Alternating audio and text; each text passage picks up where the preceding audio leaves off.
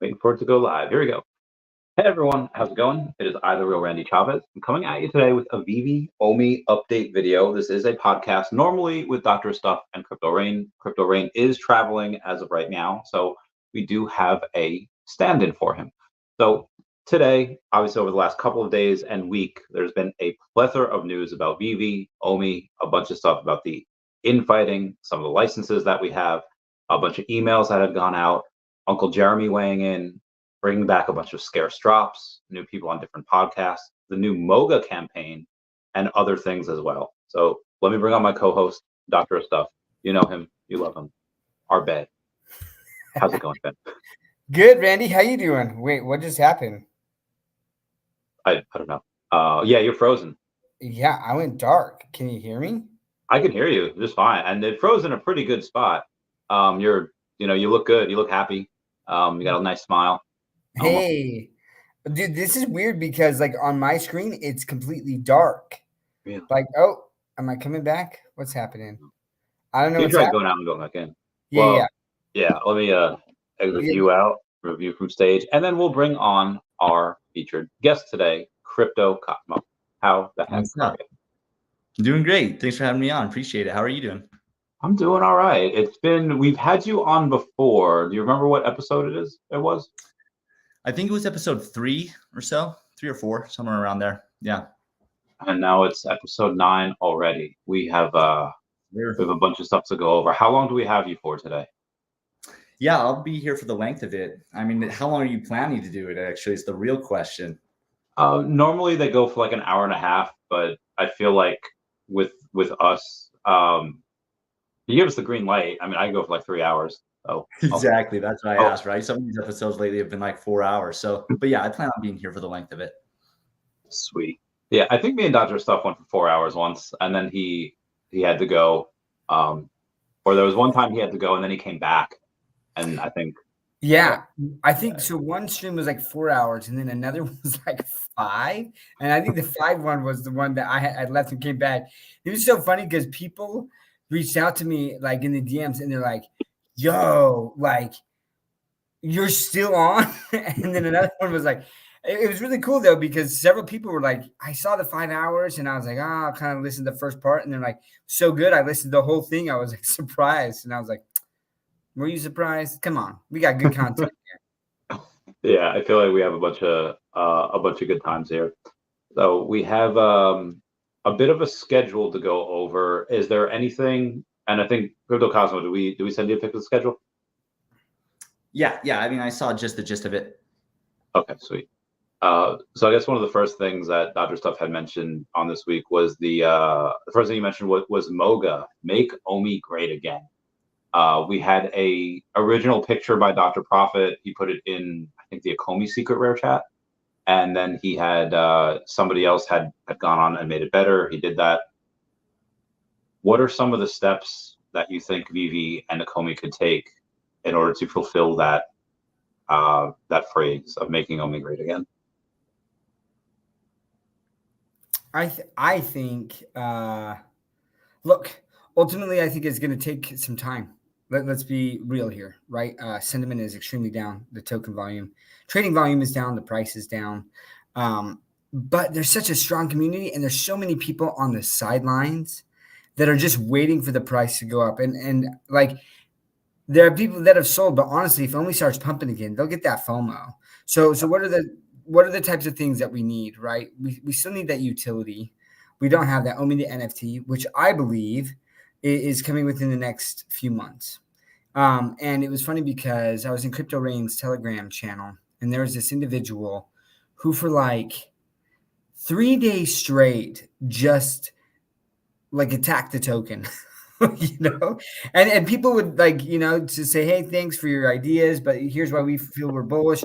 And for 3 days, this person just would not stop. And I was like, again, you can leave VeVe, you can leave OMI, but you can't leave them alone.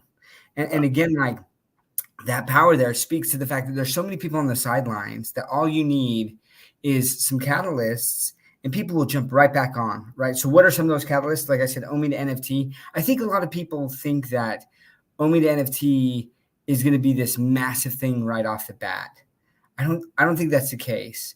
I think it can raise positive sentiment, but there's still a lot to be done there. I do believe that there's going to be burns. The team hasn't spoken concretely, right? So there's a lot of people up to shout out to Kulmo. We need to talk about AI. So Kulmo, sorry, tangent, but yeah. See, I just spaced out on what I was saying, but let's see. So talking about burns. With burns, yeah. So there's some confusion there. People are like, "Oh, burns aren't happening," and it's like they never said that burns weren't happening. They haven't said that burns are happening. But look, they have to structure in such a way, and I kind of got in a little bit of a debate, or maybe a discussion with Javier on burns and what makes a token a security things, and truly, if the team that created the token is initiating burns, right, that fits one of the Howey test prongs of based on the efforts of others, right? But they can structure it in such a way that if the consumer is the one, that their actions, they know that whatever their actions are going to burn the token, then it's not based on the efforts of others anymore. It's based on I did this action and it burned the token, right? And they're my tokens that I am then burning. So they had to structure it. I mean, and my guess is that there will be burns. There will be burns. How big of a percentage that will be, I don't know. But they had to structure it in such a way that it avoided that Howey test prong. So I think that's one of the reasons it's taken longer, because they're having a lot of discussions with attorneys, and then implementing that in the app. But OMI to NFT will be a big one with those burns. And then some exchanges. I think some exchanges will be massive. And obviously, whether it's Binance or, Coinbase. Now, I think that's a ways off because there's still regulatory uncertainty in the US based on exchanges. So everyone is like, we need Coinbase. And it's like, it's not coming. If that's what you're waiting on, it's not coming for a while.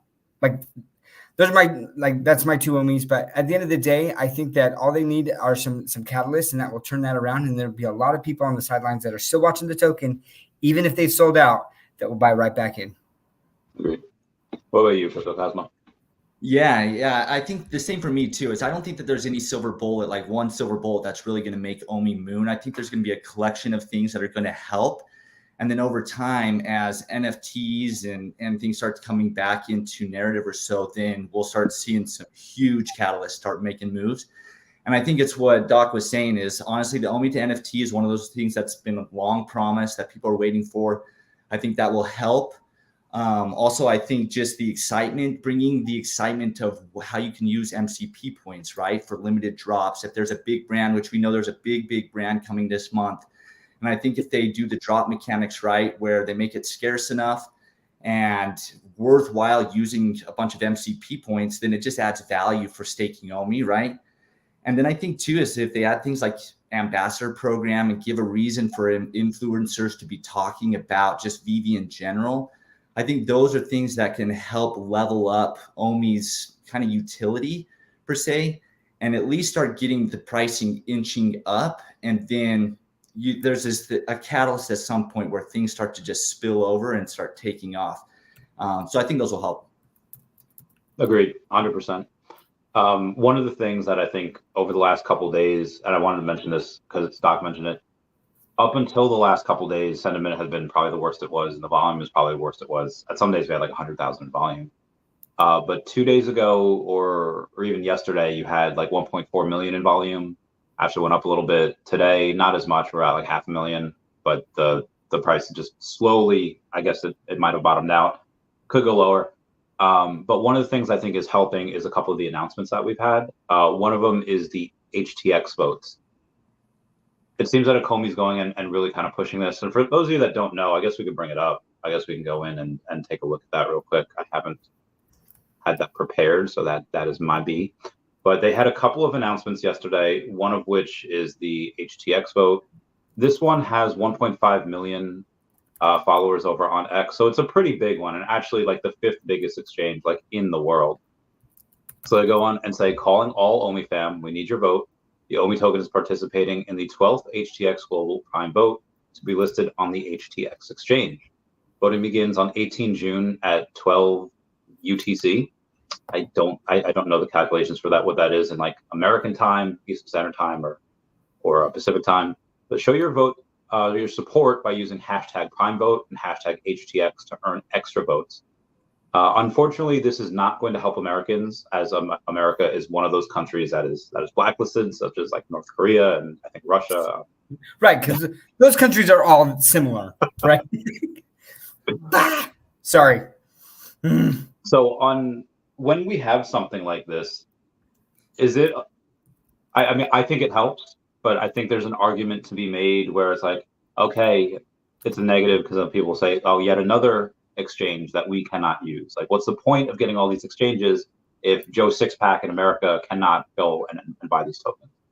Is that a little too harsh? Is that a little too critical, or is that real? And is that just going to add to the frustration? Well, look, I'll jump in here, but I think like adding these exchanges really, like I said, it's not going to be the silver bullet that's just going to cause the token to surge. However, I think it's helpful. I think just to take down any barricades for anybody to be able to have access to the token is helpful.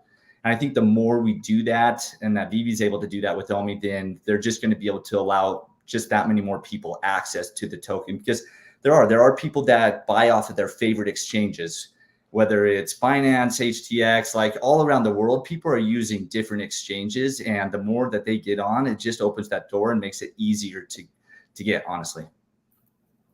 What about you, Doc? Oh, man, sorry. I've been paying attention to some of the comments there. What was the question? Question was, for this exchange that if we were to get it, which fifth largest exchange in the world, I think that's a great stepping stone. But I also think that is a very sore reminder that, haha, Americans don't have access to this token. And in that case, does it actually give more frustration to the community than natural good? Does it do more harm than good? I think it does more good than harm. There's going to be people who are frustrated, but it's those people who are in America, or the other people who are frustrated they'd be frustrated because maybe the price doesn't go up as much. Ultimately, that's what the frustration is. It's all price, right? And like Cosmo was saying, though, like the more exchanges you have, the more ease of access to the token, which we talk about all the time on whether it's around the Comiverse or OMI is my homie, right? Is narratives. And it's just like OMI's not in the narrative. And so, I don't know how to say, I'm guessing it's Gobi apparatus, he brought up something I think it's important. Let's see if I can, of course it will give momentum. Yeah. But it's like pushing a pile of crap up a hill, old fat constipated coin, no coin pumps on utility. Crypto is speculation, and that's why new coins do better. I will agree to that to a certain extent. However, one of the reasons, and this is just my belief, right? But the new coins that do better is because they are in a narrative. What are the tokens, the new tokens that are pumping that are doing really, really well? AI is like almost every single AI token out there with like low market caps that have like a solid team have pumped significantly, right? Because AI is still in that narrative. Gaming tokens were in that, like they kind of had like a little mini bull run just last year in the summer and fall where they pumped. And it was, some influencers like Cosmo was kind of talking about, like when tokens are talked about by influencers, it gets more coverage and then people are looking into that. So look, a new listing is going to be good. It's going to be ease of access for other people around the world, right? There might be people who are like, I got to go to this exchange to buy OMI when really I use HCX or Wobi, right? And they're like, I would love just to be able to use it on my exchange.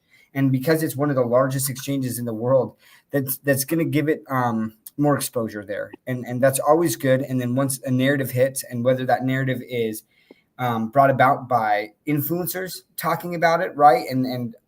Or a gaming narrative, there's so many different narratives that OMI could fit into. But we'll see, right? Nothing's guaranteed, but that's my bet. And, Big A talks about this. Solana is a second cycle coin, by the way. There's this narrative out there that like you can never go past your all-time high. Like once you've done it once, right? Like your first cycle. So stupid. Yeah. That's what second cycle coins don't always underperform, but most people say that, right? And here's what we don't truly have: we have not seen true utility tokens. Give me some examples of some real utility tokens out there, like that are like within an ecosystem that you use that token for that ecosystem. I mean, you Maybe have Flow. Flow's on Dapper Labs. You have the Dapper Labs wallet. You can use Flow to purchase some of those NFTs of those projects okay, that are on. yeah, But yeah, I'm looking at like in the top 100 and the top, and I'm finding but very few. that's a great, but even to that point, right? So you can use Flow to purchase it. Can you do anything else with it? I mean, and ultimately, that's one of the big things that OMI will be doing there, right? Yeah. But how long has that been available? And like, and I just think that we have not seen enough time go by to sit there and make these concrete statements either way, right? So my belief is that OMI will surpass its previous all-time high. There's a lot more utility. There's a lot more IP. There's a lot more reason to use the token once we get OMI to NFT. But even if well, I'm not going to say even if we don't, I truly like it's happening. That's their major focus for this year so far. This is the top priority for the Ecomi team is OMI to NFT. But like, there's so many other additional utilities that will happen there. And yeah, but you're going to need to have like whether it's a metaverse, a gaming, NFT, digital collectibles type narrative hit there, and then the token can do extremely well. So, anyways. Yeah. Here's the thing, just to add on that. Sorry, go ahead, Crypto. Oh yeah, I mean, I'll just add is like one of the reasons why a lot of second cycle tokens don't do well is because this crypto tech is so new, it's in its infancy stage, that by the time it gets to the next cycle, a lot of times that technology that token's based off of is surpassed by better technology, by better tokens, or even if it is the same, there is a lot of this, well, this is the new and shiny thing, and so they do go after the new and shiny thing. But there really isn't a project out there that really is competing at the level that VeVe is and what they're bringing. And as they continue to roll out massive brands and then roll out just the beginnings of more and more utility on OMI, I mean, they've just scratched the surface with it. And so it truly does have tons of potential for its second cycle and beyond. It hasn't even scratched the surface, really. I agree 100%. I mean, if you take a look at just, we're Doc, you're just talking about narratives. I was like, okay, well, what are the amounts of people that are actually searching for crypto right now? And it's like, okay, well, you take a look at Bitcoin because it's near all-time highs. So it's like, okay, well, people have to be into it. And fair point that there are a few, but Bitcoin, when it was last at like 70K back in 2021, videos were getting like 4 million views a day, collectively. And now a lot of these videos on crypto are getting less than 1 million views a day. Okay, well, why is that? It's like a lot of retail really is not in it right now. Part of the reason that Bitcoin pumped to all-time highs is because you have these big institutions buying, you have these big companies buying, starting to do what Michael Saylor does, and a lot of it is not yet going into altcoins. I think there's like 8 coins that have broken their previous all-time high, and that's not a lot. And also you have dilution in the markets. You had 1,000 coins be created in the month of May. That's a lot of tokens to come out, and that's currently being, again, diluting that entire market, and obviously that cream rises to the top, and I think OMI will be one of those ones that stands out just because of who the partners are, just because of who they're partnered with. But a lot of other people, they're really new and they don't understand that. Okay, a lot of people are going into meme coins because that's what's hot right now. That's what's getting clicked on YouTube, and everyone's talking about it, and they get that validation. Yeah, I'm in it with you guys. I'm the meme. And these memes, they don't have any like annual recurring revenue. They don't have any problems that they're solving. They're not disruptive. It's just, oh, picture funny. And don't get me wrong, you can make money on meme coins, but that's not how most investors go to look. How the big money that's made a lot of times, at least sustained throughout the course of X amount of years, is by going into things that do have utility. They're disruptive. They have that problem that they solve, or problems multiple. And I think OMI hits that digital collectibles narrative, and it hits the metaverse narrative when VeVeverse comes out. So that's my two OMIs on that, as Doc would say. One of the other things we had that they had announced is a STRK token distribution, which is now live. So eligible users are, as determined by STRKnet, will have access to a claim STRK button on their VeVe web account. Fortunately, this is not available to Americans, but everyone outside of America, you're all able to get I think it's about $111 worth of STRK tokens, and the money's money. You know, if I were European or somewhere else, I would take that. What's your guys' thoughts on it? I mean, this goes back to your point that you mentioned earlier, is like, are adding utilities or different things and benefits to people outside of the US, is that a net negative or a net positive? And like, this is one of those things, right, where it's like people outside of the US get access to the STRK net. I'm in the US, and so I don't have access to those tokens. So it's a bummer for me, but I'm pumped that other people around the world do get access to it, because I realize that it's just an extra benefit. And so overall, I'm like, yeah, I'm happy that they get that. Overall, definitely a net positive from my side. What about you, Doc? Crap, man. I keep getting distracted by the comments in there, and I'm just like talking with people, and I love it. I love the comments, and that's the thing, right? Like on these streams, I think that we really do try to address the community comments here, because we appreciate the support that people are giving. So if you haven't already, hit the like button, hit the all notifications button and the subscribe button. Look, you're probably already doing that with Randy, but for me. And then follow Cosmo on Twitter as well. But and I have that in the description of my YouTube channel there. But so sorry, Randy, what were you saying again? Oh, it was just the STRK token, and Europeans to get that, we can't as Americans, but I think that's fine. I think any win for the Ecomi communities is I'll take that. But just, is there any other partnerships? I think STRK is like in a top 100 coin, so I think that's pretty good. But any other partnerships you'd like to see, or is this like, hey, I heard a couple people being super negative in the comments about how STRK was like a slow rug, or STRK was like a scam company or whatever, and I doubt any of those are true. I don't know. I haven't looked into it. But if you're a top 100 coin, there's probably something to you. Yeah, no, I mean, look, so STRK had basically said, like, anyone who uses our stuff, we're going to airdrop it to. And IMX does use that, right? And so then anyone who's using IMX was able to do that. Well, VeVe is on IMX, right? So let's just step aside and talk about that for a second, right? Everyone keeps talking about how they're like, oh, when Immutable X lists their partners and stuff like that, VeVe's not there. What's going on? Is it really even on there? Or why don't they acknowledge that? And it's like, the fact that VeVe users are getting an airdrop of STRK is a big deal. Right now, VeVe is just not paying because it's not minted on Immutable X, right? Then they're not listing that because they're not getting a fee from that. But they're still using Immutable X blockchain and minting that. So I think that's awesome. And I'm stoked. I'm stoked for the users outside the US who get that airdrop. And man, oh man, I am just so... I just hate Gary Gensler so much, man. Seriously, like this narrative of protecting investors, it's such a farce. It really is. Now, look, are there some people who honestly are just going to go out and ape on the first thing that they do and lose money? Yes. They do that at gambling, right?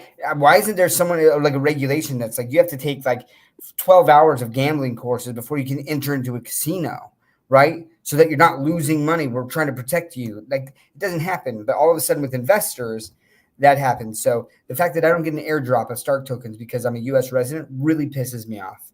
I'm stoked for the other users there, like outside the U.S.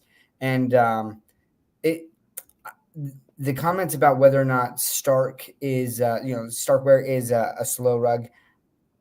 I think there was more frustration around what they did with the airdrop or how they calculated that, or there's something along those lines. I haven't dug into it there, but I do feel like the slow rug term is used way too much as well. Because ultimately the slow rug is they're extracting the value out and then they're going to peace out. I don't see STRKware doing that. I don't see VeVe doing that, but yet I've just seen that commented on so many times, and it's just like, what am I going to say to that? Like, obviously, I don't see it that way. So. Great.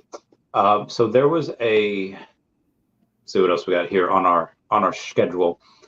Some of our licenses. Okay, so the cost of getting some of these licenses versus how much money we're making, or at least the company is making. How many of them are worth it? How many aren't and will never be, and how many just aren't worth it yet? I think the issue with this is that we don't know exactly how much these licenses are costing. VeVe and how much of that is upfront and how much of that is on the back end. They're very upfront with us with saying, okay, you're going to have 2.5 fees for VeVe, and then maybe 2% for, Fiche. You'll have 6% for other companies, 4% for others. Blackpink, even though it made a few $100,000 in that first week, I think there's a lot more of that to come. I do think, though, VeVe will have to get a little bit more selective on what type of license that it gets. Because if you get the license, you're probably going to want to use that license. And again, that's going to cost money. That's going to cost time, legal fees, and stuff like that. If there's something like, I'm trying to, if anyone remembers World Series of Poker on back in the day at ESPN, there's you used to have a degree all-in moment. This is Old Spice, but if they did something like that, that's cool. Everyone kind of knows what that is, but who's really going to want that? And how much money is that really going to create? How many of these licenses right now that if you were head of VeVe that you guys might drop in order to make room for some new ones? Any of those cross your mind, or is it nah, we could just leave them on the shelves for a while? Well, more licenses, the better. Are you talking about not doing more drops with IP, certain IP to make room for? If you have IP? like we have what was Cryptozoic. You have the little the Cryptkins. Those guys. They're cool. I like them. I think we're supposed to get a secret rare at some point. That never happened. I think VeVe likely has a couple dozen of those licenses that are there and we just don't use. And, if we're going to get something like an anime, I would much rather lose 12 licenses to gain one if that one anime is just going to give us get us a lot of users. Because as a lot of people have been saying, we kind of need more users. I mean, I'll jump in on this one here. I think it just depends how the structure is for how they're paying these licensors, right? And I don't know what the answer to that is. If they're paying them an upfront fee or an ongoing fee for staying with the company, or a per drop fee. But one thing I do know is that back in the day, a couple of years, 2-3 years ago or so, David put out and the team put out that there would be eventually so many drops going on that you wouldn't be able to go for all the drops because there would be drops happening at the same time, simultaneously, right? And so I anticipate that they plan on doing quite a number of drops as they unfold their vision of becoming the Walmart of collectibles, right? So my guess is that they're not necessarily spending money for each of the drops, financially. My take is that they're fine with keeping the licensors that they've got and keeping doing drops. And then I think as they bring on the hyped companies, I think those are going to be the targeted drops anyways by the masses. I don't think they're going to have trouble really getting users to focus on those when they do bring those on. So I anticipate they'll keep the same licensors that they've got. And then they may scale back the number of drops that they do with certain licensors over time. I could definitely see that. But yeah, that's my take on it. Yeah, we are nowhere near the point where they can be dropping multiple drops a day. We do not have the user base for it, and that'll just burn people out. So I'm glad, it's interesting because I thought a lot. I thought a lot about that Blackpink. I was hyped, man. I was hyped, and I truly was oh yeah, they're gonna be bringing in, we're gonna get a substantial amount of users. After the girls put on their Instagram and things. And we saw very little from that. And we talked, Sanjay talked about that quite a bit too, right? Is that I think they learned some lessons there that Web 2 still doesn't get it, right? And so who are the people who truly get it? It's the Web 3 people. So I think right now focusing on the Web 3 people, and how do you do that? Well, OMI, right? Owning the NFT, the utility of the token there. But then Big A said, people are going where they feel like there's value right now, right? So I'm long-term in that I think that VeVe will be around for a long time. So I'm okay. I really don't get bothered by prices of collectibles or, OMI. I would like to see it move in a shorter term than potentially some of these collectibles. Right. But most people, especially in Web3, right, they're looking for that value. And that's what I think brought on a lot of users. I was telling people, Cosmo, I was telling you, man, like, I was telling Cosmo, I was like, look at this first, like Batman on the blockchain. He's like, yeah, but like nothing had happened with Todd McFarlane Batman for months. And then all of a sudden they started to pump, and I was like, look, it's like $500. I just got this pride drop. It's selling for $300, like, and then they're like, whoa, you can make money. I was telling just like normies all over the place. I was like, you could buy a comic, and it doesn't matter what comic you get, you can flip it for 2 to 3x what you paid for it, right? A lot of people came on during that. And then as we got more and more mints and things, it became a lot more difficult. So I definitely think that they need to tone back. And we're seeing that, right? With the Gary Baseman drop, we're starting to see like rarer and rarer drops, which I think is great, because then people are like, I can make some money off this again. So figuring out how to do that while still building a community and engaging people, it's going to be tricky. But I'm really hoping that they are pivoting on marketing to Web 2 right now and spending more dollars on marketing to Web 3. I was talking to David about that the other day, and I just mentioned I have some ideas. Like I won't charge anything for them, and he's like, okay, just send them to the marketing team. So I don't know who's in charge of that. So I just messaged my collectibles, hey, can you forward this? And I said, for marketing, you could do expensive, and you could pay Web3 influencers $50K each to promote, maybe even $100K. I don't really know the exact going rate for that, but create what they did last cycle when you had Logan Paul, BitBoy, and Crypto R Us talking about it all the time. And it'll cost maybe low 7 figures for a major marketing campaign. I understand David's frugal and he might not want to do that. So you have a cheap option, whereas you hire someone or give someone on the team a budget of maybe like $5,000 a month to go to each and every member of meme token communities and say, hey guys, we have $1,000 of your meme token to give away. And we'll give it away to the top 3 people. And the only way you can get raffles into this is if you download the VeVe app and you buy a collectible. That can cost as little as like $1.25. They buy a cheap comic. And this way you're constantly getting new users every single time you do this. And there's thousands of meme communities out there. So they could do this multiple times per month. And they could do it multiple times. Like if they could do it one time when that particular following is maybe only 10,000, and then if that blows up and it has 100,000, do it again, and just up the numbers. Other thing I mentioned was that whenever you have a new drop, if you reach out to every journalist that covered that character or that IP in the last couple of months, it's like, hey, this is what this character is doing, and don't tell them how to write it, but just like, hey, here's if you want to go a piece, even if it's bad press, even if it's somebody that's super far left and they hate NFTs and crypto because they think it's bad for the environment, I feel like that would just be to get more eyes on it. One of the other things I said was that Earth 2 has this very genius marketing campaign where they've delayed their metaverse for like 3 years now. And they just put out a video once a month. And these videos get hundreds of thousands, sometimes millions of views. Because it is beautiful. Like, we haven't seen anything from the metaverse yet. So even if you don't want to show like all the gameplay or show all the rendering of stuff, blur out the buildings, blur out the other worlds, except for maybe Ron English's Delusionville, because we know that one's coming. And then there's a couple other things that you guys mentioned, referral codes I mentioned, and there's other stuff that I mentioned that wasn't as big.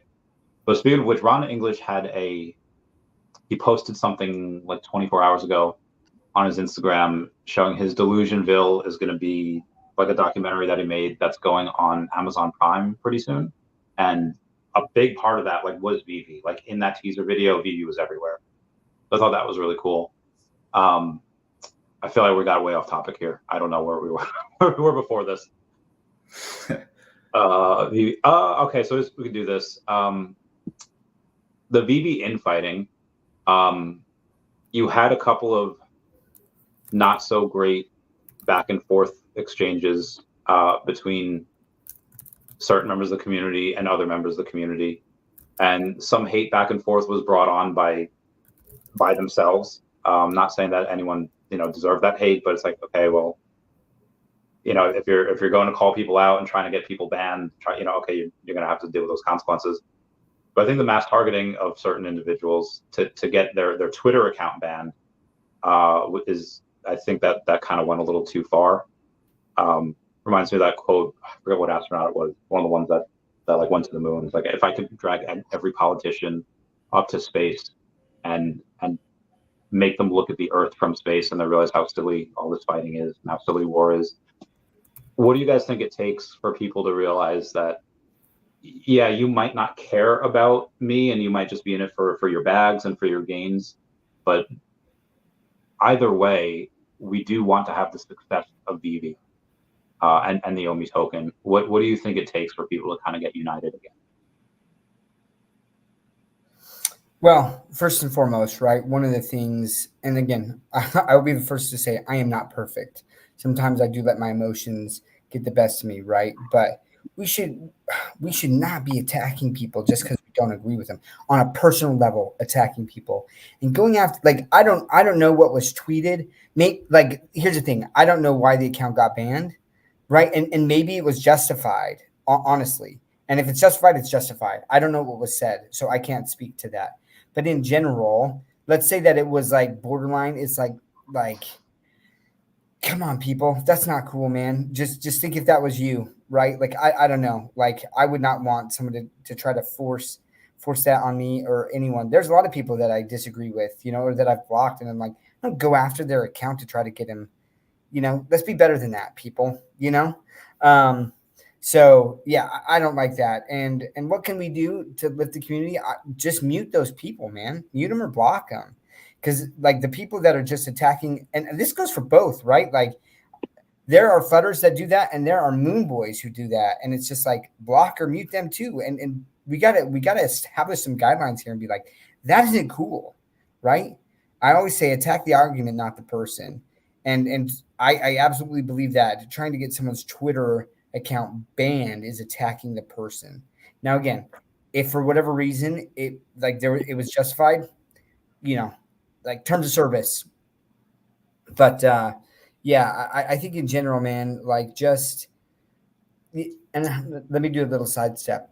A lot of people sit there and they'll say, "Oh, you're blocking out the fudders, and so you're just this echo chamber." I don't block out people who bring up legitimate complaints, but I will block out those people that are just literally every day they have nothing better to do than to comment on any bullish post about VeVe and name call them idiots, call them retards, like whatever it is, right? And I'm just like, literally, you are adding no value to this. Get out of my timeline. That's not an echo chamber.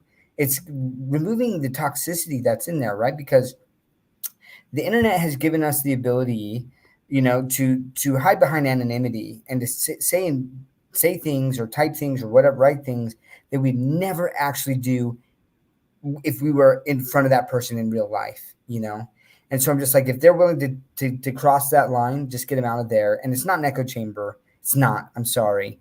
Because you could argue the same thing then that, the fudders, like they're in this little echo chamber where they have their Telegram groups and they just plan on, let's mass reply to this tweet or something like that. And I just am like, why don't you spend your energy finding something that you're passionate about and building that project up? Look, there's a ton of people in here that talk about Chuck to a buck, right? That they're passionate about the Chuck community.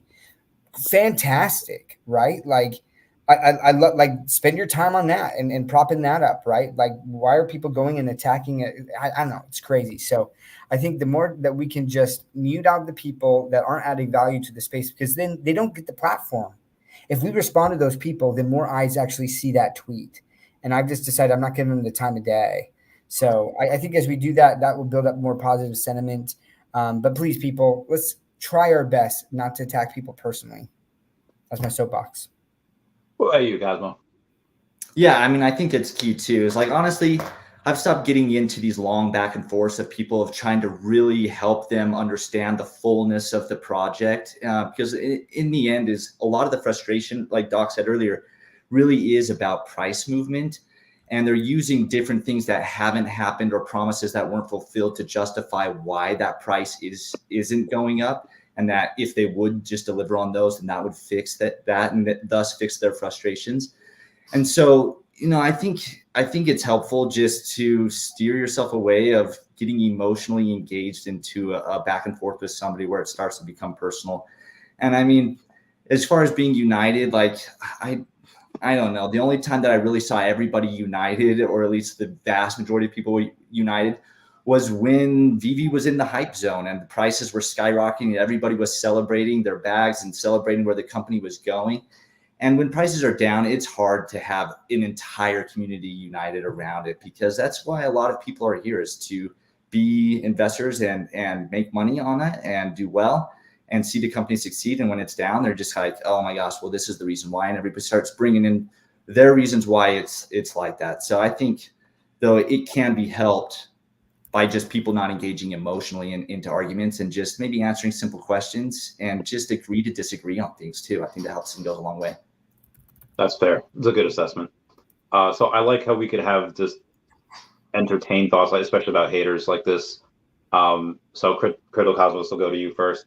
There's an email that went out to all the level 100s for a private space in their Discord. They get private sweepstakes and they get more. So I think this by itself seems really cool. It rewards people who've spent hundreds of thousands, some even in the 7 figures in the app. The gold logo and its utility, I think, are also great. The parties, especially the exclusive ones, are fantastic. MrMC1 really knows how to throw them. But I feel like if you put all of these things together side by side, it's a lot of exclusivity, and a lot of it does cater to that 1%. And I'm not saying that's not earned. I think it definitely is. But there's a video I saw whenever what's that big hoorah party they have in New York City where everyone, like the Met Gala? Yeah. There's a Met Gala that happens in New York City every year. And big superstars come, and they're like, I think it's like 30,000 ticket. They come wearing like tens of thousands of dollars worth of clothes, sometimes $100,000 worth of clothes. And the video was that clipped with like the bombings in like Israel and Gaza and Palestine, and it's looking very Hunger Gamesy, and it's looking like, hey, here's like just for the elites, and then here's like everyone else. Cosmo, how do we go and prevent VeVe from looking like that, like an elitist club? How do we go and we make sure we don't stray too far, and that strife between the 1% of collectors and everyone else doesn't get too big? Yeah, I mean, I love, honestly, what's already happening in VeVe, where there's various types of clubs. There isn't just one club for the top and then that's it. I'm definitely not part of the level 100 club, but I love seeing stuff like that, where they are also rewarding people that are at the top. I think that's super important. And I love that there's different clubs, like there's secret rare comic book clubs that, as long as you own like 5 or whatever the amount is now of secret rare comics, then you're allowed in that. There's different clubs in the Discord. I mean, there's different channels as well for like the subsections of what people are interested, the Disney Club and things like that. And so I think they're already doing things that are catering to other groups that they can participate in. And like the SR Ecomi logo club, right? Like, yeah, you had to have 10 million in the app, but let's face it, that's not spending $500,000 to get into that club. You had to just have the 10 million, which was about $6,000, $7,000, $8,000 at that time. But that was a step down. And then they've got further step downs as well from that cater to people of various different financial abilities. And I think they're doing a lot of that, honestly.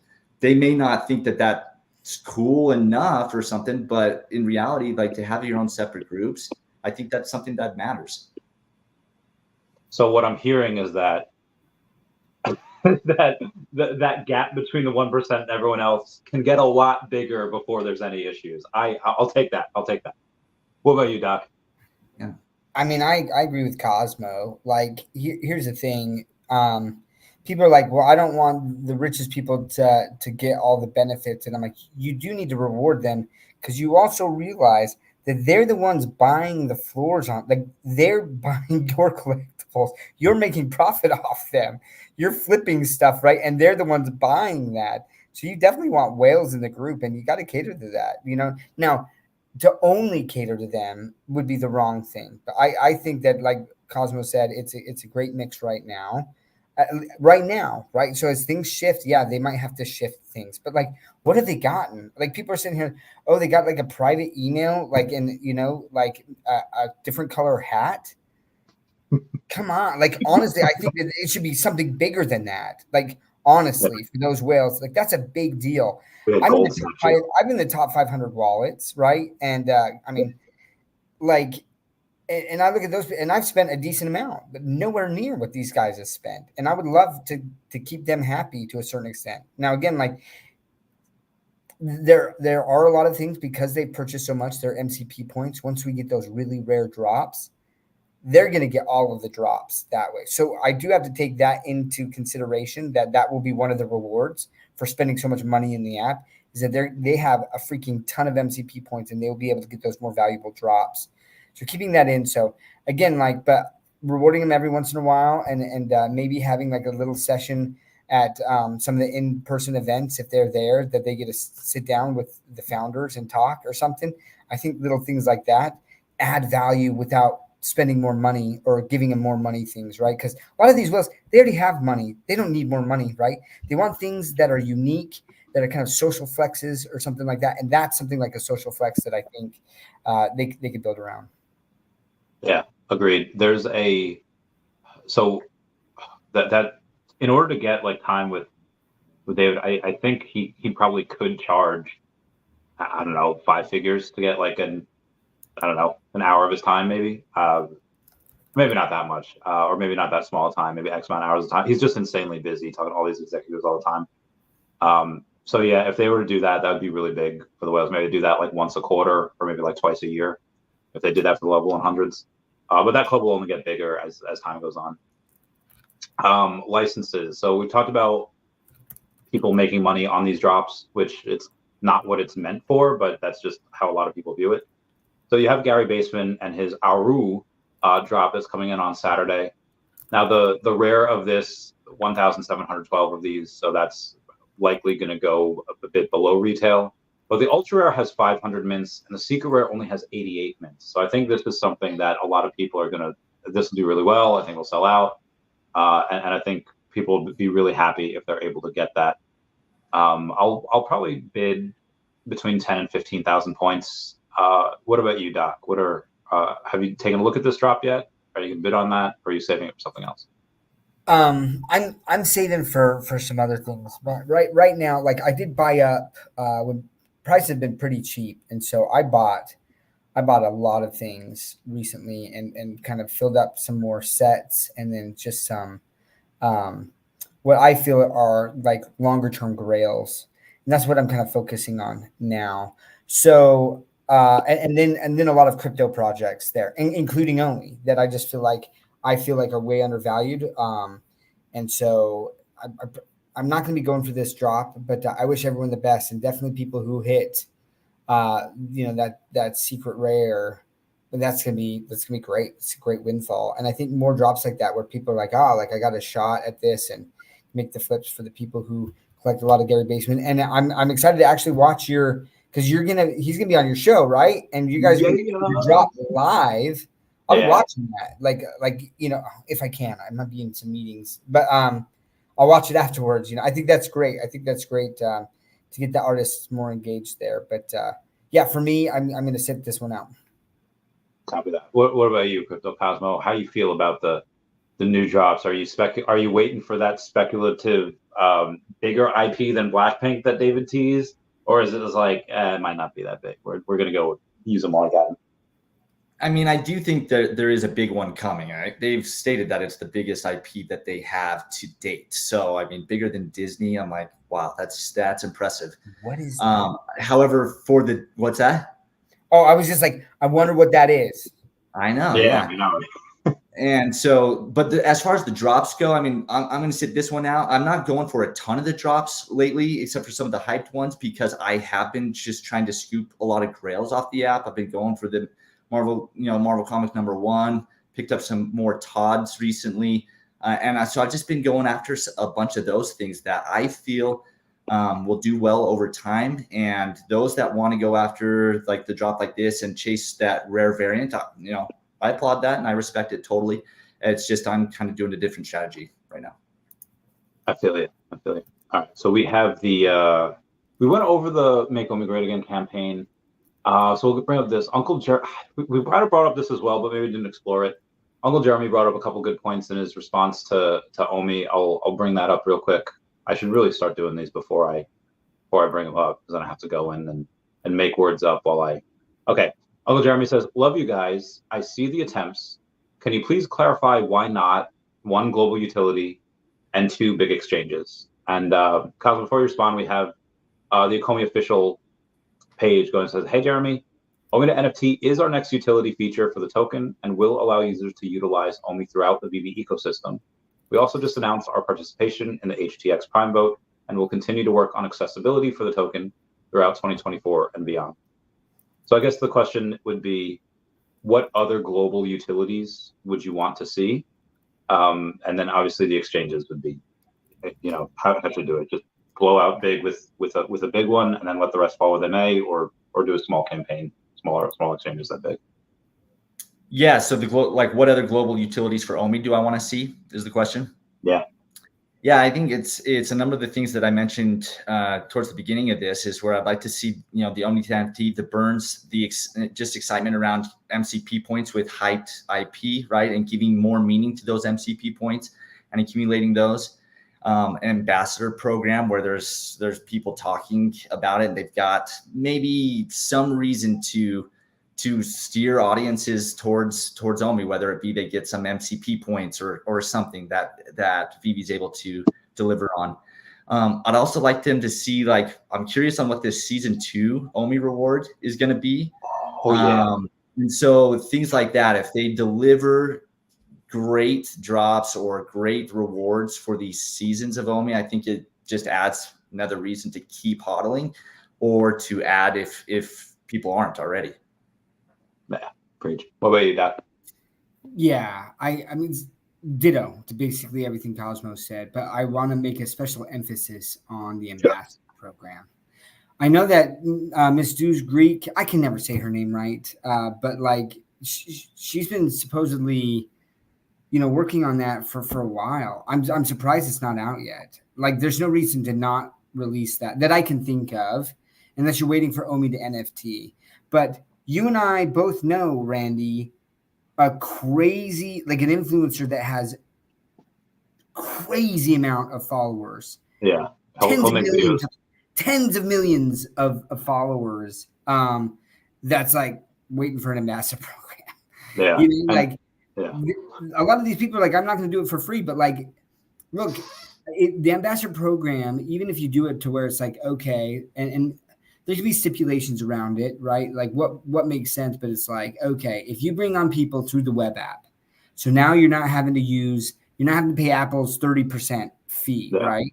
You bring them on through the web app, we're going to pay you 3% of all of the things that they buy, 2% of all of the things they buy for the first, first month, or I don't know, right? There's a lot of different ways that I've seen it structured in the past, but then all of a sudden you have these people have a massive incentive, and VeVe doesn't have to pay a dime unless they bring in new users, right? And they enter in their little ambassador program code. I think that's massive. We talk about Web3 and targeting Web3. I think that's a perfect example of how to do that. So you don't have to pay $100,000, and maybe longer term you might be paying more than $100,000, but it's over time and only when those people actually are bringing in profits to VeVe. So the ambassador program for me, I think, and that's something that I just completely spaced talking about beforehand, but that's big. And then, I mean, the utility for the token, I think that we've touched really on all the different utilities that we're expecting there. But Burns is going to be big. I don't think from a price perspective it'll hit initially, but just the narrative of a deflationary token will be very big once, if/when Ecomi or OMI actually gets into another big narrative. Then they'll be and it's deflationary, right? So the more people are spending right now, the more burns that are happening, that. I've seen that in the crypto cycles before. It's a big thing, and it actually creates additional hype around a token. Agreed. Earth 2 did that fantastically. At first, they're hey, if you use if somebody uses your code, they get 5% back on what they spend, and you get 5% of what they spend.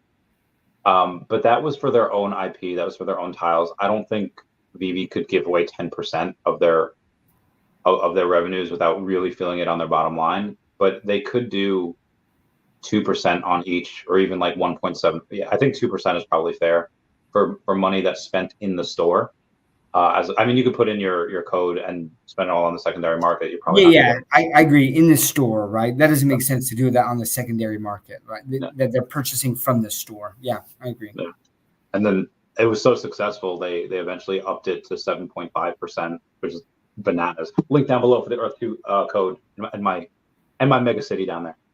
But yeah, that's one of the things that could easily be done.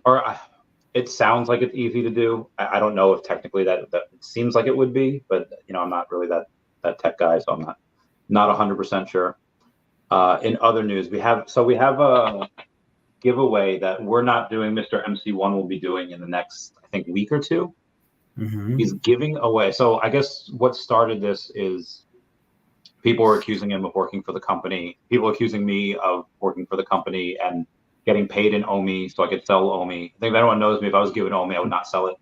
But that's the accusation, is that I work for the company and that me and Sanjay both, we get paid in OMI and then we dump that OMI on the community, and that's how we don't lose money. So obviously that is false. Sanjay showed receipts, like here's the gold, here's how I got these gold logos. I put it in with credit card. For me, I've told you I've never worked for the company. I don't have any NDAs. I've never been financially compensated at all by them. You can make the argument that, oh well, David's come on your stream. Okay, that's fine. If you want to count that as compensation, sure. But again, there's been no official contract or no anything. But anyways, as Sanjay was going in and talking about, hey, here's the receipts, one of the gold logos that he bought will be given away. He said it's going to be to a very positive and influential person in the community.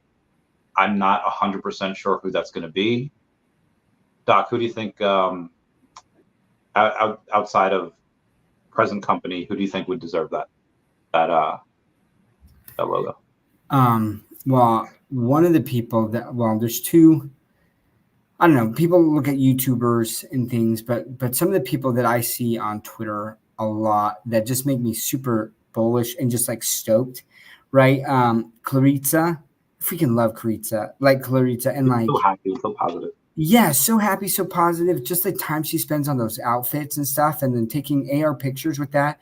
What a great advertising, strength she is to the community. Like, I love that, and everyone loves that. Everyone loves Clarita, so love that. And then I don't know how to pronounce his name, but shout out to Saviad. He's Savid, is that how you say it? Savid? I don't know. That's how I've been pronounced. I feel like we're talking about like before the Harry Potter movie comes out. How do you pronounce Hermione? Yeah, dude, when I was reading the books, I was like, I said that too, Hermione's or whatever, and then someone's like Hermione. I was like, who the crap is Hermione? Yes, but he's constantly pushing out these videos with the music, the collectibles, and going through, and I love that. I'm like retweeting it. And then even man, I'm gonna space out on the two content creators that are making like the short videos out of the AR collectibles with the little stories and stuff. That's so awesome. So to me, I feel like there's a lot of time put into making those things that I think maybe a lot of people don't realize there. So like I love that. So like, those are the types of people that I'm trying to target there. And I would love to see get a gold and silver logo. What about you, Crypto Cosmo? Who do you think is most deserving? Honestly, I don't know who the most deserving is. There's so many people that have been fantastic, truly, that you could say they each deserve it, right? And first of all, just shout out to Sanjay to even put out something like this from his own pocket. Unbelievable, like incredible. Thank you, Sanjay, for just being such a key member of this community and bringing so much positivity and uplifting the community in all the ways that you're doing. So that's first. But I would just say like a couple of people that come to my mind, and it's not because they're necessarily delivering the most out of everybody, but they tend to be two that I tend to interact with more on Twitter or come across their content more than others. And one has been O'Malley Tees and all the spaces that he's put on. Yeah. And then Clarita is another one that I just see her post all the time with all the different outfits, the creativity, the time that it puts, and she's just consistent, always doing things like that. And again, are they the most deserving? I don't know, but they're definitely doing so many great things, and I've appreciated their content. Like I said, I've come across it more often than many others, and so I see that positivity personally. Wait, I got to shout out to Millie too. I shouldn't have left him off.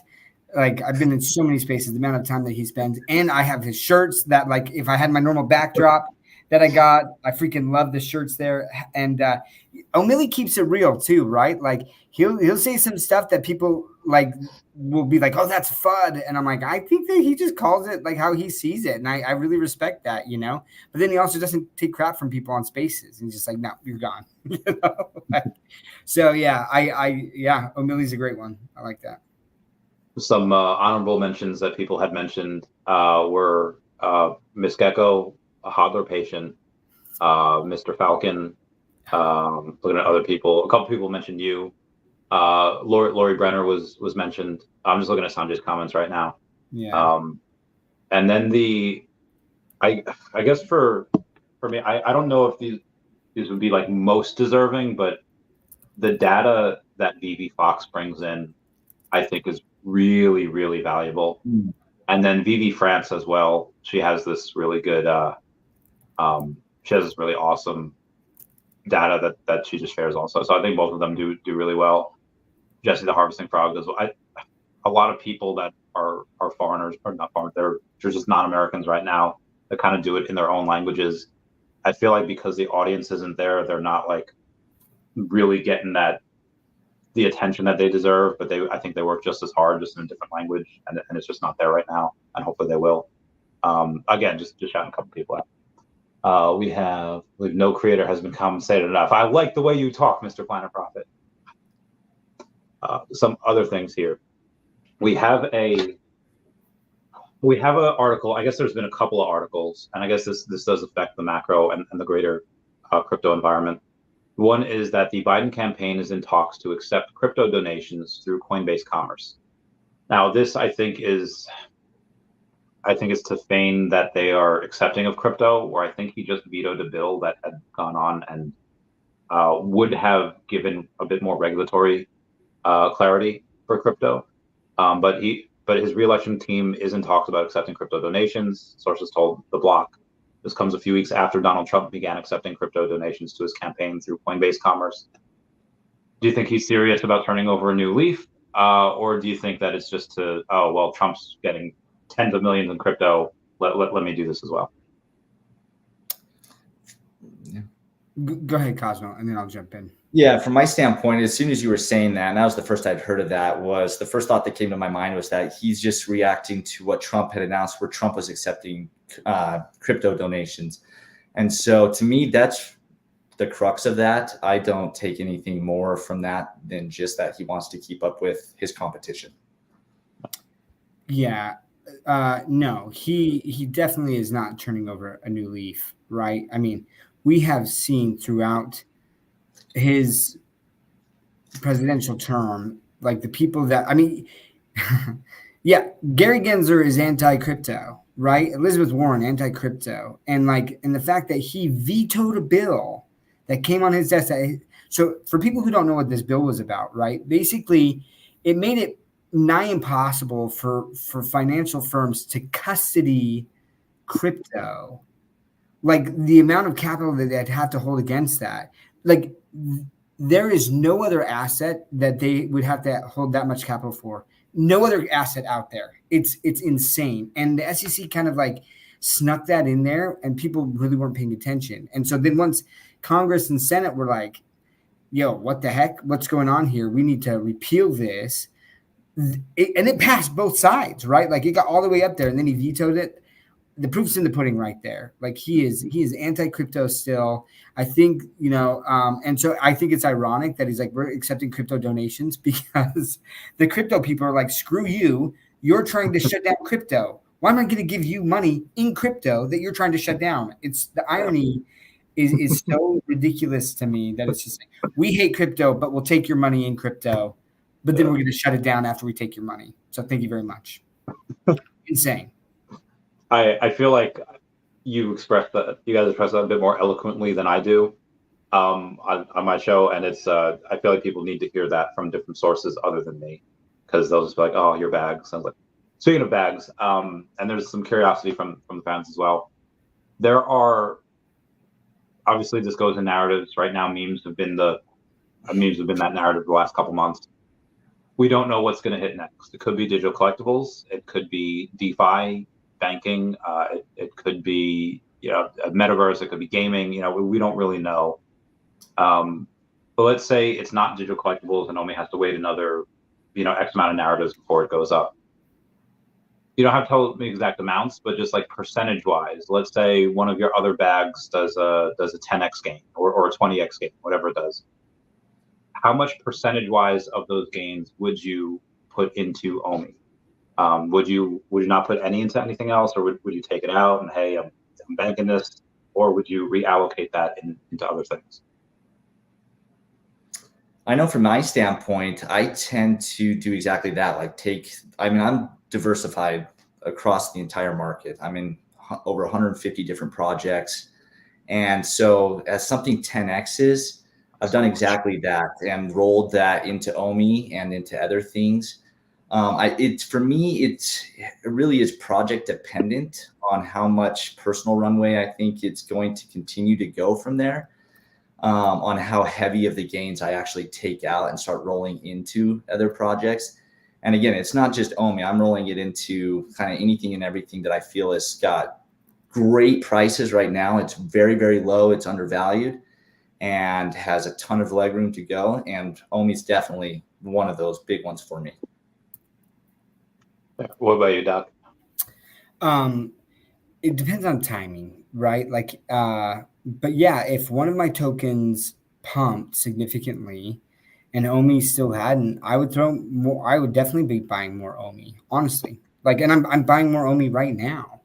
I not just OMI. I think that there's a lot of high risk, high reward tokens that I'm in, right? A lot. It's hard to keep track sometimes, honestly, but there's so many different narratives that I want to make sure that potential narratives that I make sure that I'm in, right? Like we talk about Cornucopia's game. I freaking love Cornucopia's game. I got a lot of the token. I got a lot of their land. I think metaverse gaming, like that narrative, that will hit big. But then I also have Gunzilla. I have, what are some of the other games that I have? Avalon. There's a ton there in that narrative. Then I have AI tokens, right? Because like you said, and DeFi tokens and privacy tokens, we don't know. And so I am trying to diversify there, because what I do know, at least historically, is that the narratives hit and they pop at different times.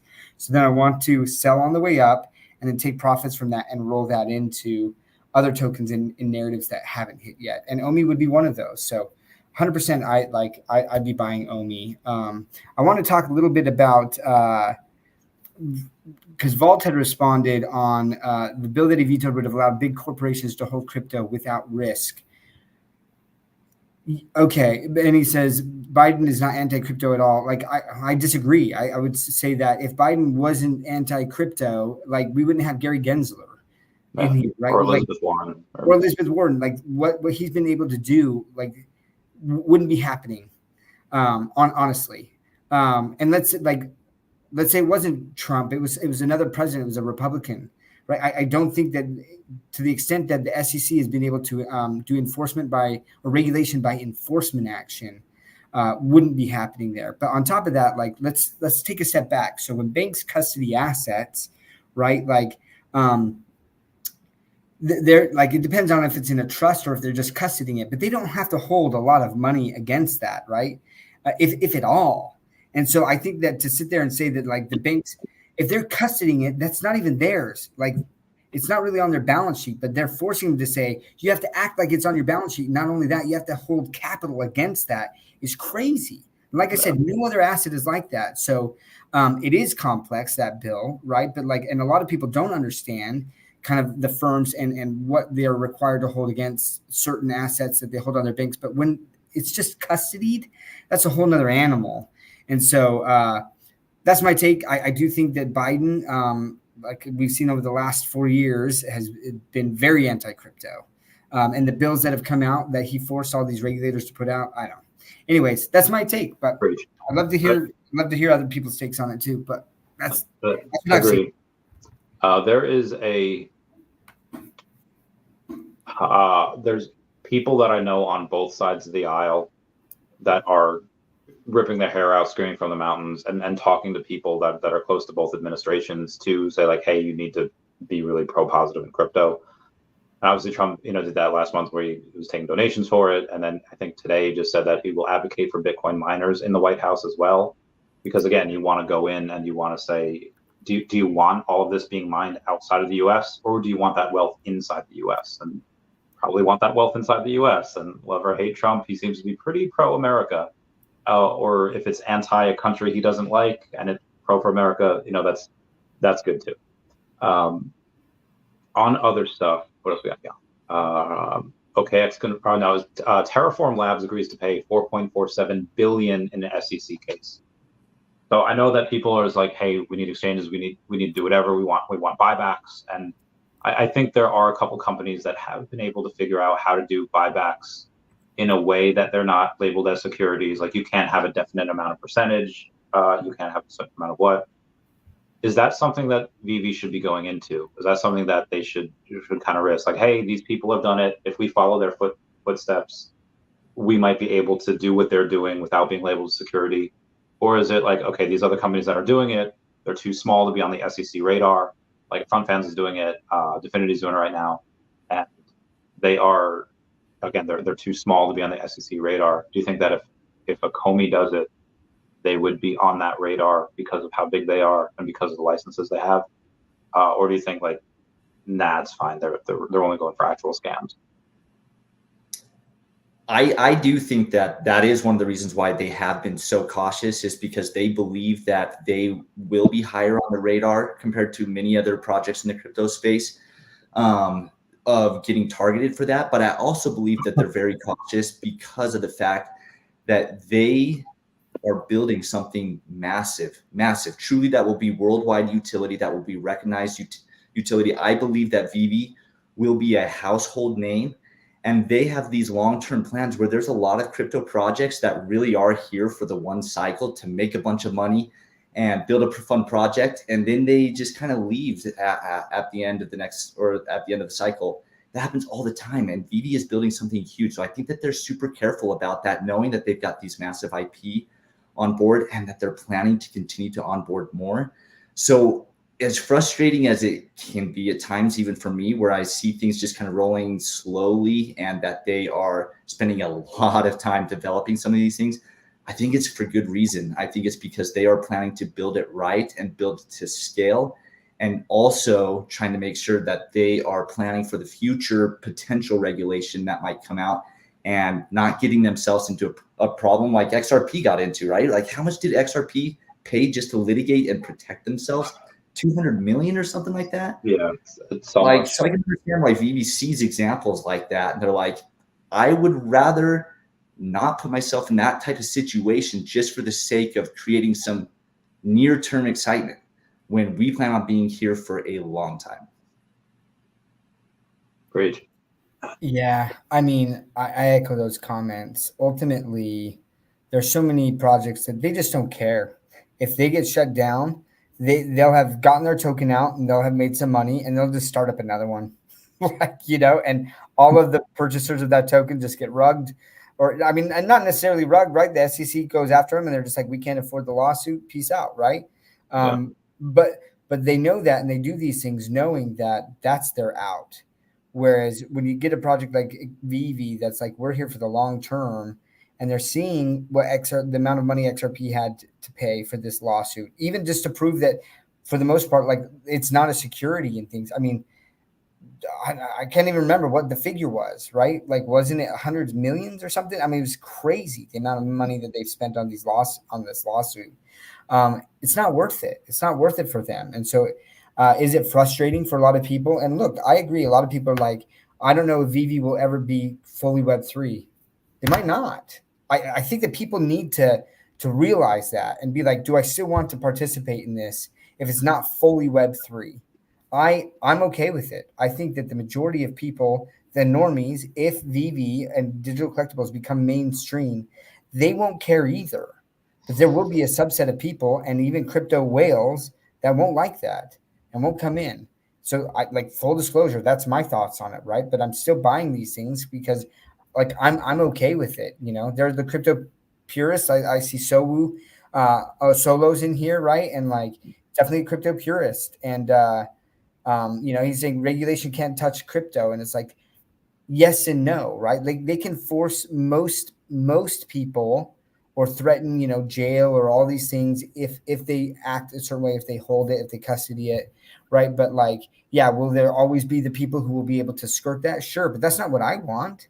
Like I want crypto to be widely accepted overall. I think it's more efficient and at faster payment rails. Like there's a lot of benefits to that, right? And I want that. And so if we want that for the mainstream, we're going to need some guidance, clarity. And that's why I say regulation. All regulation is clarity is this is what you can do and this is what you can't do, right? So that they can really, law enforcement can really go after these scam freaking tokens of these rug pulls, these celebrity coins and stuff like that. Honestly, like I think Hulk Hogan or something like that did one and then rug. Like if that's the case, like if there's regulations around that really make it clear, it's like they can go after them, and maybe they can now. But again, it's very difficult to understand what you can and can't do, and that's where people are really frustrated that we're not on a U.S. based exchange. I truly believe that the lack of regulatory clarity is the main reason that we are not on a U.S. exchange right now for OMI. Agreed. And then also, I think part of what exchanges look at is sentiment. Is it the major thing, like the most thing they look at? No, but again, the sentiment is something. So you have one of the people that had accused me of working for the company, getting paid in OMI tokens and dumping on the community. They do often lie. One of the lies that was said today saying, you may be wondering why the price of OMI and VeVe token keeps falling and keeps falling and falling. For that, we're going to analyze the token with the Arkham intelligence platform. Then yesterday, when the price fell to 0.0038, for example, a team member sold 140 million of the OMI token. Generally, the team tends to take out their tokens and send them to multiple wallets where they only have one use, which is to store OMI.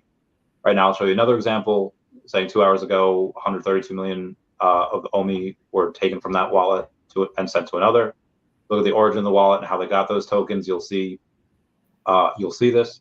If you think the chips fall because we criticize the team, you're very wrong. We try to prevent more people from losing money to these scammers. 70% of the OMI and VeVe community lost their tokens on Bit4X. I don't know where he's pulling those numbers from. The partner exchange of Ecomi. The blockchain doesn't lie. They continue to send large amounts of OMI to the exchanges on OKX. I don't know where the fudge this guy's trying to purport this. At OKX, there are around $1 billion of sales from 001 to 0005. And on Ascendex, they're waiting for it to go up to sell. But then you have Puddin Cheeks, who's been, I don't know if he officially works for the team or if it's a contractor, but he says, be careful who you get your blockchain facts from. The Ascendex tokens came from Ascendex, so you can't prove any type of ownership of them unless you subpoena the exchange. I doubt this person with a couple hundred followers has done that. And it says, to the other tokens originated from an ICO purchaser that can be tracked back to GoChain. Also, the tokens from Null are when they were bridged from GoChain to Ethereum. Why do people, is this something that they could be like liable for? Is this something that they get cease and desist letters? They are actively spreading. It's not just like they're fearful about something or uncertain. They're actively lying. I've done this multiple times. Is this something that they could slap a lawsuit on and be like, hey, make an example of? Or it'd be like, dude, just ignore him. And why did you even bring this up? In which case, my bad. Go ahead, Cosmo, if you have thoughts. I mean, I don't know the full ins and outs of what people can get, kind of what they can go after or not. I mean, I certainly don't think that these kinds of things are going to help their case, like putting things out that are clearly slanderous. Like there's a ton of things that he said in there that really aren't true. Like that 70% of users lost their funds in Bit4X. Like, where did he come up with 70%? Like, I didn't have my money in Bit4X. You know what I mean? Am I just part of the 30%? So those types of claims, I don't know, like if David, Dan, and the company are going to go after things like that potentially, but you're going to see so many things like that especially in low energy times, low like depressed price times. Honestly. Sorry, I had to shout out Tina. What's up, Tina? Good to see you. So there's like what that could be considered as libel, right? So there's slander and libel, and both are basically forms of defamation, right? But libel is written or published defamation, right? And that's untrue, and it harms the character of someone. Now, to SoCal Omi Homie's point, it could be very difficult to prove what the damages of that statement actually are, unless they could say right after they put that tweet out, within the next 48 hours, the OMI token dropped precipitously, and they, as holders of the OMI token, were financially harmed by this lie because it caused, fear or something like that. It would be more difficult to do. But first and foremost, here's what I gotta say about this person. This person has multiple times, I don't know how they continue to get traction, because very early on they made some tweets, and then I was like, I proved the tweets wrong. And then recently this individual was like, oh, OMI's going to 0 or something. And I was like, well, wait a second. Is this you? Because 2 weeks ago, they're like, OMI's headed to 001, and I was like, so it's crazy. I don't know if this person is bipolar. There's I don't know. I just look at the tweets, and there's something very unstable about all of this. And time and time again, it's been proven that the statements that person makes are incorrect. So I think that I've just they're done. I'm not giving them any more space. It's the same thing. You got to mute these people or block them because they're not adding value. This is just straight out lies.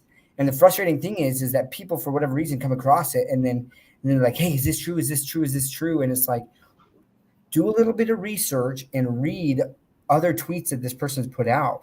It's crazy. It's crazy. So I don't think we need to spend more time on this individual, but mind blowing. Great. I guess that's just one of the prices you pay for that technology age, and they just kind of read headlines. And that's, I guess, one of the things I wanted to talk to you guys about as well. When you have different companies that they make it so their app is addicting, they make it so their platform is addicting, and you want to spend as much time on there as possible. I'm guilty of this with TikTok. I love TikTok, and I spend probably a lot more time in there than I'd like to admit. I don't think VeVe has that issue right now, maybe for some included, but I think at some point you're going to have people, especially if they create a really fun game, you're going to have parents that are be like, oh, this VeVe stuff. It's like parents with Fortnite. It's like, hey, I have to limit my kids to X amount of hours or an hour per day. I mean, it's a little low. How does... Nope, I think you're rugged, Randy. Yeah. I got nothing. Coming back. Okay, sorry about that. How does VeVe go and they combat that when they do eventually get really addicting and they have to say like, no, it's okay. You can let your kids play on here for longer. Should they have an educational part of them so it looks like, people are learning? What are some ways to kind of combat that and make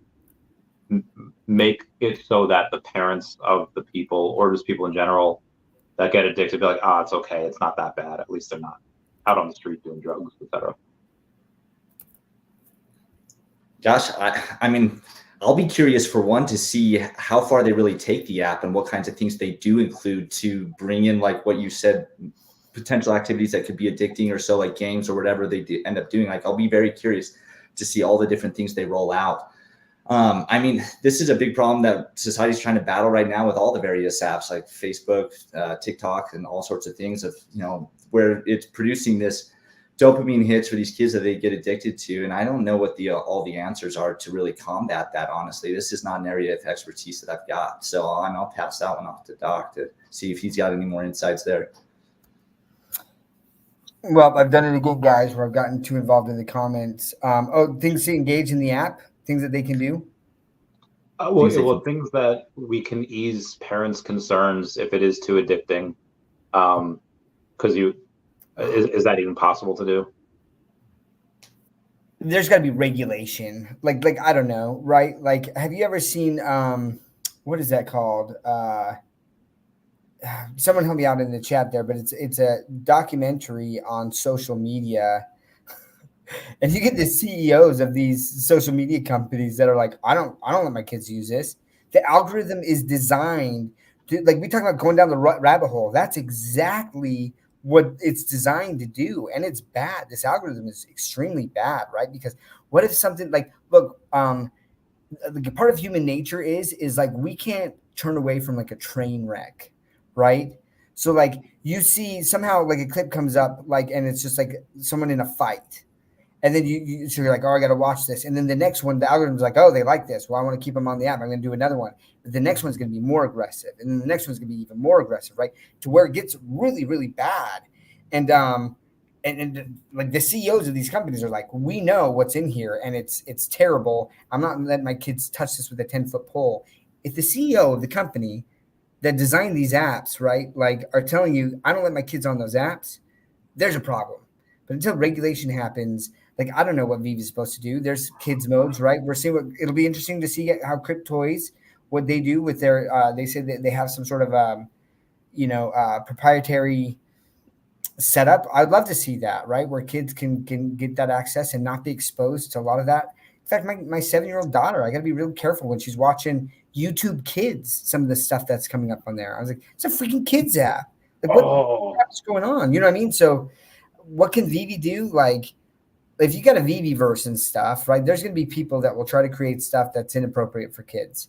So either you have to have kind of like a walled space where it's just like you can't see anything like that, or you just got to say, hey, kids aren't allowed on the app.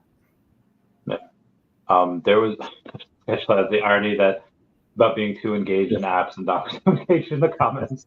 That was good. There was, I didn't get that irony. With people or bots. Maybe they're bots.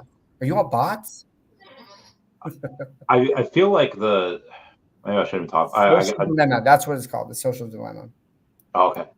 I feel like there are certain times, especially like a year and a half ago in Vegas, it happened where I thought I had a headset on and I thought I was in virtual reality. And I was like, wow, this is really cool. And I thought I was like coming towards the end of the game or the simulation and I was coming out of it. And then I realized that was not the case. And the people that I was talking to was actually just on TV and they weren't talking to me at all. It's like, oh, all right. Feels bad, man. But I think so I've seen those documentaries where you have people make like these YouTube short that they weren't called shorts at the time. They're like X amount of minutes. It's like Frozen 4 trailer and it's made like for kids. And the video itself doesn't have anything crazy in it, but people in the comments would be like, hey, I'm Justin Bieber, come like my new Instagram account, or hey, I'm this person. And then that's how they went and targeted the kids, by being in the comments of these videos that say like Frozen 3 trailer, Frozen 4 trailer, or like Moana 2, something like that. I was like, oh my God, that's so yeah, I don't know how to. Reminds me of a quote Mewtwo said, where he said, all creatures are to control their own destiny. Here I can use my power to protect them from harm.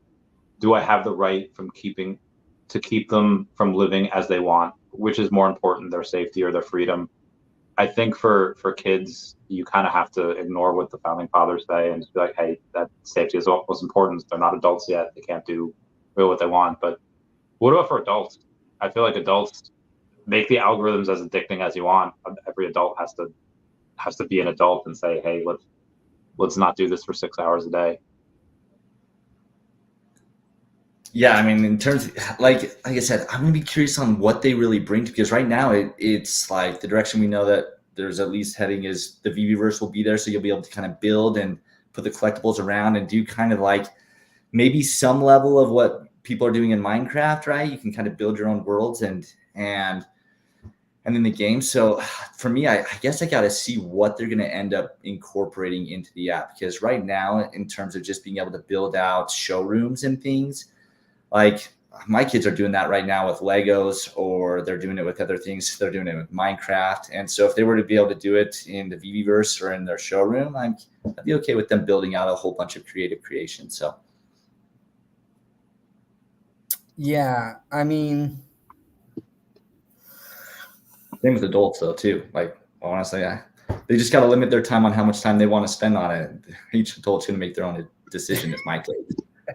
Yeah, look, like at some point we got to be responsible for our own decisions. You know, like I mean, there are certain boundaries that it's like okay, like but it's got to be pretty light on the boundaries. Like I'm more of like, I don't like big government necessarily, right? And so stepping in and really enforcing too much, like we're adults. Like I don't know. I guess like we got to own our decisions. We talk about that with crypto all the time. When I'm saying, look, if you buy into a token, you listen, and I made that mistake where I listened to a crypto influencer and I went big on a project that got wrecked, and I was all blaming this influencer and stuff. And then they were just like, look, I didn't make you do anything. And I was like, that's true.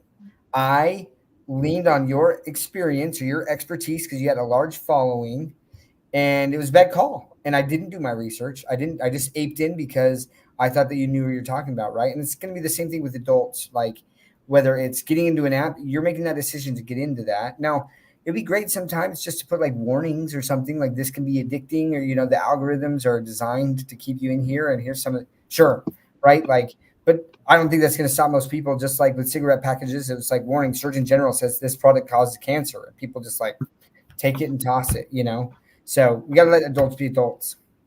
That's a good point. I like how Congress thought that if they just made the Surgeon General warning a little bit bigger, that would help. I feel like it's like people that go and say like, oh, we're going to protect these kids by putting explicit lyrics on the front of certain albums. That's only going to make kids want it more because it's so much fun. Listen to people curse, at least when you're younger. So it's been about an hour and a half right now. What are some things you guys want to go over before we end it? Is there anything that we missed? Is there any other projects you're looking at that you want to pump up?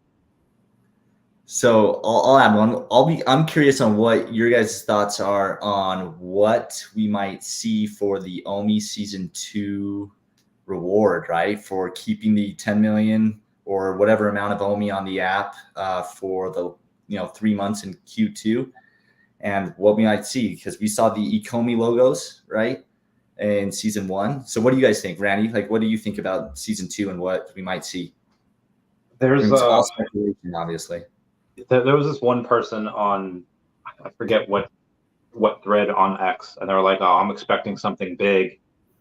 I think that's where people maybe not go wrong, is that's where they get disappointed, where if you have really this grand expectations, I mean, it's going to be hard to meet those, where if you have the lowered expectations, you could be pleasantly surprised. I don't know what it would be. I would, maybe it's what I would be hoping. I don't even know if they could do this, but it would be a gift card for gems or something. Like I was hoping that at some point they would do like Roblox has Robux and you can buy it in the 7-Eleven. They had it with a bunch of different games. Like, hey, here's a code and you get X amount of gems. And then you're going to be the first person to have this. And it could be, 10 gems, 25 gems, 50 gems, 100 gems. And then we give out X amount of those. And then that's their way of announcing that they're doing that at 7-Eleven or Walmart, or whatever. They already gave us a sweet logo. It's got to be, it's got to be their own IP. Maybe Ecomi could say like, hey, VeVe, can we get, they already have a VeVe logo. Maybe they could do numbers. I don't know if anyone has kids that know Alphabet Soup, Alphabet Farm. I forget what it was called, but they give really cool personalities to the numbers and letters like of the alphabet, numbers 0 through 9. Maybe something like that. That's going to be pretty scarce, and it's like a red version or a black version, and the rest of the numbers and letters that come out that VeVe is going to do are going to be blue versions, and we have the rare ones. I don't know. I haven't really put too much thought into it. Sorry, that's a really lackluster answer. Doc, what about you? Guys, I know what's coming. You guys ready? Yes. It's going to be an animated OMI that walks into a rocket, and then the rocket launches to the moon. I'd be glad to. And the moon's name is Binance.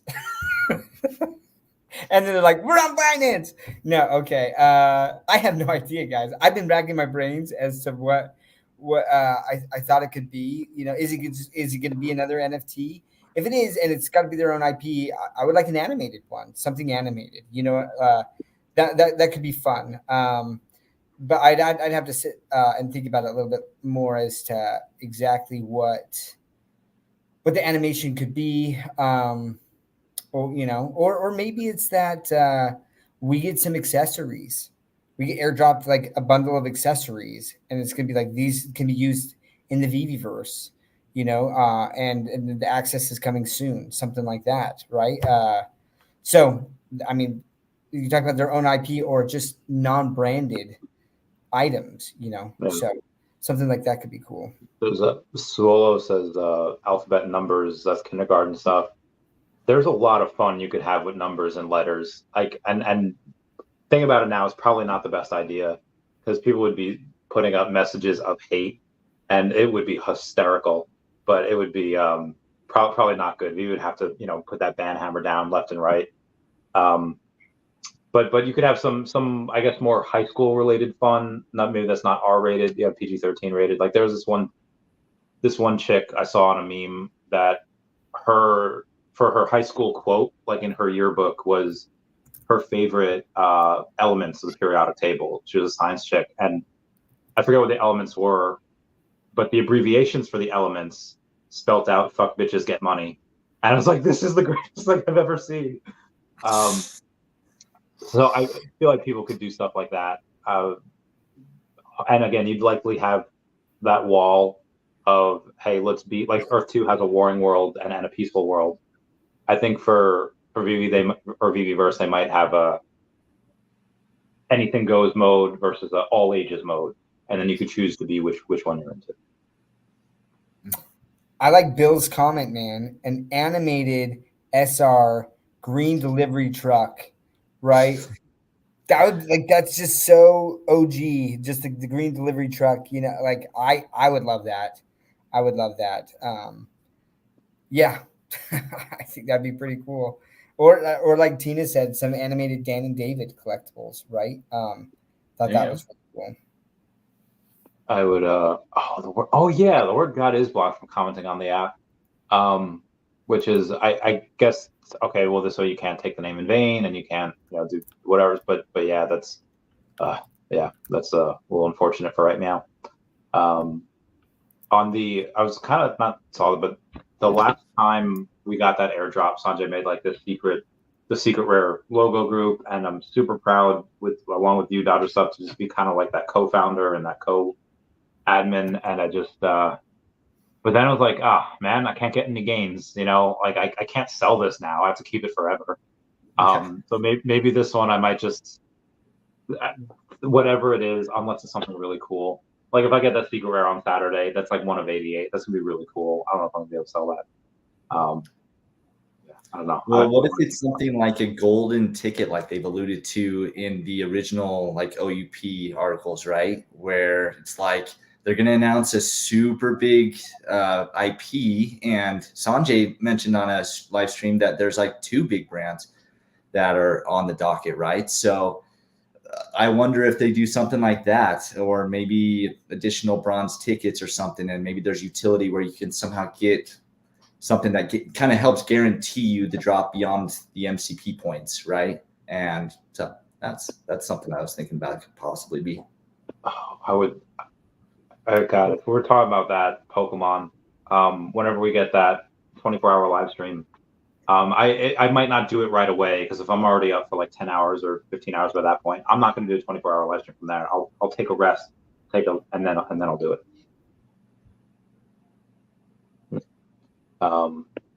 Anything else you want to go over before we bounce? No, I'll just say this, right? And I think it's important to realize, because again, people are really worried about the token, and where VeVe's headed. And I would just say this, like either you believe that at some point in the future there's going to be a digital collectibles narrative, and that VeVe can be mainstream, or you don't. If you don't think you can get there, then like I just don't know how long VeVe can truly last. Like it's got to grow, and the only way it can truly grow, really grow, and become something like that is if digital collectibles become a thing. And I think that it will, because I believe that we are headed towards a more digital age. we're just seeing the technology continue to improve to the point where people are talking about VR chats and things, but like look at to the point where maybe it's just glasses. You're just wearing some form of light glasses, right? And you can enter into a metaverse. And once that happens, it's all about Veblen goods, right? And Veblen goods are the goods that like you spend a lot of money on something that you don't need just to flex that you have the money to spend it on something that you don't need, right? And so I think that people like, and part of that can be nostalgia, right? But like there's people that are paying $5 million for a comic book. How many people even know who that person is? Why are they doing that, right? It's number one because they want it, but you better believe that they're going around and the people that they interact with, they're telling them, they're like, look what I have. I'm the one who bought that. You spent $5 million on a comic book. But now, instead of just, because we can't do that in general, like just in real life to people, it's like, hey, you want to come down into my basement and see my comic collection? It's like, no, you're going to murder me, But it's like, hey, you want to see my digital comic collection? Come to my metaverse like world or my room or whatever it is, right? And I can actually see and know that you own these things. And oh my gosh, by the way, like you paid how much for these things? It's a way to do a Veblen good social flex worldwide. People will post that on their like Facebook or their Instagram or something like that. Well, sleeping. The question is, would you admit it if you did? Okay. Anyways, but so either you're gonna believe in that narrative or you're not, right? But I do. I believe that this is where it's headed, and I'm bullish on VeVe. I think that if anyone has the chance to make it big, it's gonna be. That's amazing. It's gonna be the company with all this IP, one-stop shop, right? So that's why I'm in it. But like, look, it could go to zero, and I hope that everyone. People call me a moon boy, and I'm like, okay, well, I just lay out my thoughts on this. And like, but I also am very aware of the fact that nothing is 100% guaranteed. OMI is not guaranteed. VeVe is not guaranteed. I believe in the team. I believe what they're doing. Have they made mistakes? Absolutely. Every single company out there has made mistakes. You got to just, am I getting over that? Yeah. But do I analyze every time there are mistakes? Do I take a step back and say, has anything on my thesis changed? And if it does, I'll let you know. But appreciate you, all of you guys, for staying around this whole time, and love to hear your guys' closing thoughts. Sounds like you got closing thoughts. Yeah, I think for me, I'm just excited to be a part of this project, honestly. I love the community. I love what's being built on this. Yes, like there's delays on the timelines, on the promises they've built or that they've, promised. And I just am excited where things are going. Like the team is growing. I was excited to hear that like the team went from being like 10-ish members a couple of years ago to MC was talking about a team that was like larger than 150 people. They're clearly building quite a bit behind the scenes that we don't see. And I just love what's going on with it. I love the IP they're bringing on. That Blackpink drop, even though it wasn't successful in terms of number of sales and things, was an additional confirmation to me that this team has the ability to reach some of the biggest IPs in the world. And they're going to continue to deliver that. I see that. And we are not even in any sort of narrative around NFTs. There's very few, if any, NFT projects that are really, really doing well right now. And there will come a time, in my view, where that will come around again. And I think VeVe will be right in the middle of all of that. I'm excited for that time. Nice. I think for closing thoughts, and call me Moon Boy. That's fine. I definitely have a vested interest in the company doing exceedingly well. But a lot of times you have to, at least in my experience, this is my own personal thing, and obviously none of this was financial advice, and we've said that before. But you have, for me, nobody in 2017 was doing high risk lending, and they were not going in and giving business owners loans that had like 500 and 600 credit. Nobody was investing serious money into Pokemon cards. Maybe like a super, super small amount were in like 2018, 2019. It really wasn't until 2020 when Paul came, then the pandemic happened, and people getting those $1,200 checks. I don't think that if you go and you buy what's popular, and people say this all the time, and Rain talks about it, YouTubers go and get massive views when they talk about what's hot. And if you talk about what's hot, it doesn't even matter if it's any one particular company, one particular token, or even if it's just the narrative. Like I said, there were like 1,000 meme coins that had, been launched last month, and that's just meme tokens. And those tokens are, they're diluting that market. So as you get more and more people in these markets, the multiples reduce. If you want to go in and potentially make those huge gains, and again, obviously this is just my own speculation here, buying things or investing in things that are disruptive and have a solution and they're innovative and they have an amazingly successful and also docs team, that's likely one of the ways that you can receive those higher multiples. But again, that's just in my opinion. That's just what I think is likely. It's worked before. No reason why it shouldn't work now. And yeah, I think that was it. Everyone say bye-bye to Dashy. Bye-bye, Dashy. Gents, we'll talk on for a bit. Peace out, I love you all. Class dismissed. All right, goodbye. Here I am.